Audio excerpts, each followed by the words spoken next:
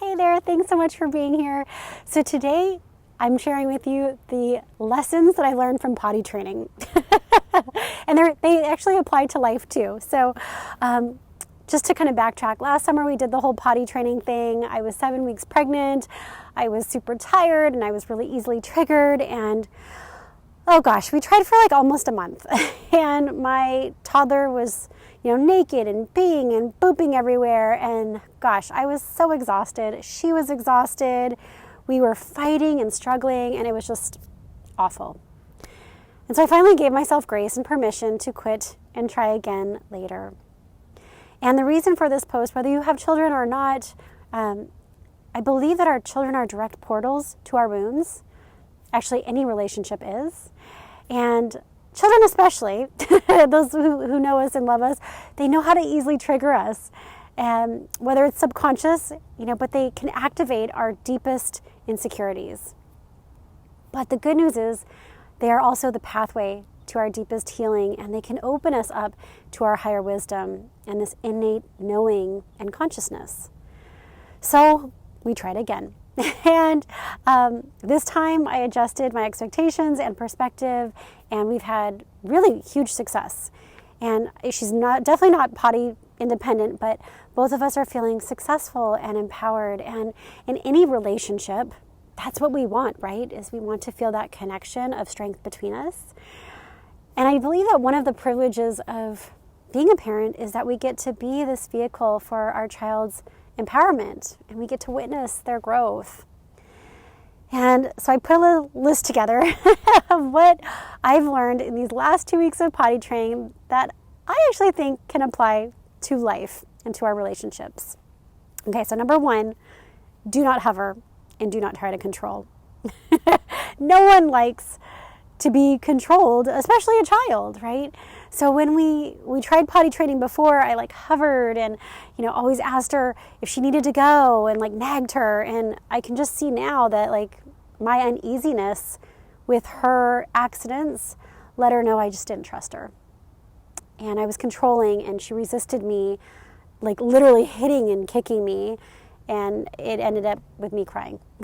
So the life lesson in bringing it to our relationship with others is just no one likes to be nagged. No one likes to be second guessed or have so much pressure put on them. The number 2 lesson that I learned from potty training for life lessons is to turn the mirror inward, to shift your perspective. So when my daughter and I are in conflict, it's a red flag to step back and pause and look inward and take responsibility for how I'm showing up, rather than pointing the finger of how she's, doing something wrong. And ask myself, what's my perspective of my child, of the situation? And when I shifted my lens of seeing her accidents as retaliation, or that she's a bad child, or that I'm a bad mom, instead of seeing that, it became less about me and the end goal and more about empowering my little one and helping her learn a new skill. And the beauty of it is I actually could get out of my own way and let her be her in her fullness and in her presence in that moment, right? And by shifting how you see things, you can drop the resentment and drop the storyline. You don't have to take it so personally and can experience more freedom. And this applies to our child and with all of relationships, I think. And then number 3 is to let go of expectations and judgment. Our children aggravate us, and man, do they know how to get under our skin. And they bring up our insecurities and judgment of ourselves. And they also have a superhero power at reading our energy. Our words may be reassuring, but our vibe might be anxious or upset. And we're not fooling anybody, right? And she felt my expectations and judgment of her, and because of that pressure I put on her, she retaliated and resisted. And so goes in all of our relationships. So when you can shift how you see the situation and your child or the other person, you can then have empathy with them and treat them how you want to be treated, right? So the takeaway is that we all want to be able to be free, to be ourselves, and accepted by those we love without the judgment and expectations or any kind of conditions. So let go of your expectations of them, the timeline, and outlining of how it should work out or how it should be and the outcome. And also stop judging yourself and them, and things will move into a flow and ease. Okay, so number 4 life lesson from potty training is be with the uneasy emotions instead of trying to fix them. And so hard, right? I think we love our children and our pets because they are just like total pure energy, right? They are just free to be themselves. They're so carefree. But with that comes pure emotion, and not always the good kind that makes us feel warm and fuzzy. But by shifting your perspective of your child's tantrums and outbursts and instead welcoming them in as opportunities for your child to release their stress and express their emotions, this helps reassure your child that all of emotions are meant to be felt, expressed, and moved through. Not that they're supposed to be pushed down or felt ashamed of or fixed. And, life isn't going to be perfect, right? Like, we learn later that you don't get everything you want. And being okay with that helps us be okay with who we are and life in general. And I know as caregivers, we want to make our children's pain go away. We want to brush it under the rug or ignore it or even get mad at it or trying to fix it. But that just shows them that these big, wild emotions are not okay. And we can't be okay with them, right? So being with them in their darkest times and holding space for their wild emotions allows them to be okay with themselves. And isn't that what we really want as humans? To know that those who love us won't abandon us when things get ugly, and they can accept us for who we are. And then the 5th lesson from potty training is be fully present. All the potty training books tell you to be fully present, put away your phone, don't check emails, don't have visitors. And this is so hard to do. And honestly, it brought up an acute awareness of how addicted I am to my phone. But this time I was like, okay, Audrey, I'm promising myself that I will be fully present.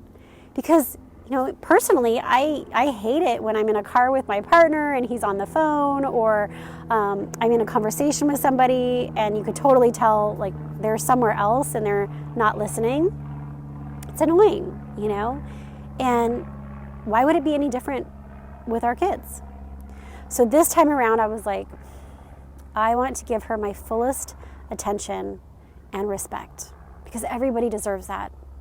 And when I did, I noticed a big difference. So before it was a month, and within a couple days, I noticed her cues faster and supported her, and like both of us were winning. We felt very empowered. And I get it, life is going to be busy, right? There are so many things clamoring for your attention. The dishes, getting back to email, making dinner, like all of this are calling us, especially in this quarantine time.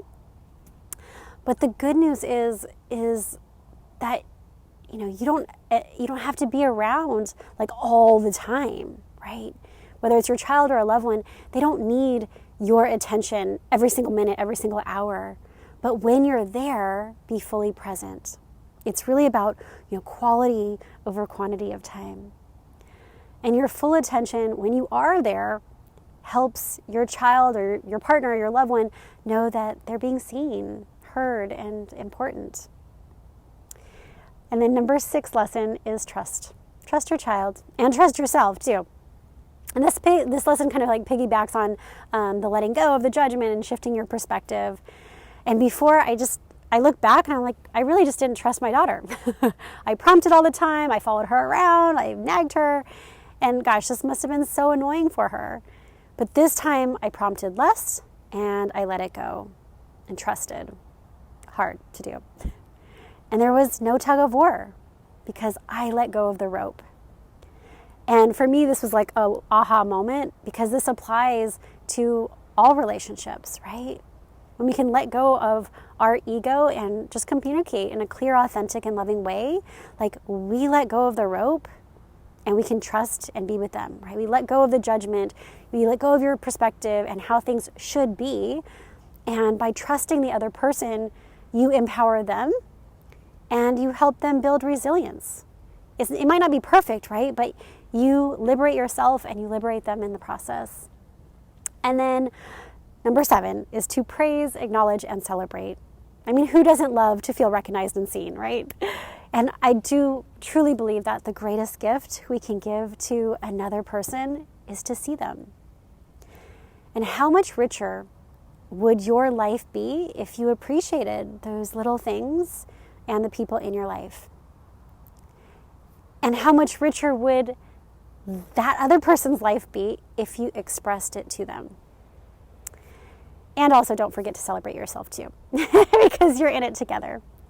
So that's it, guys. And actually, no, wait.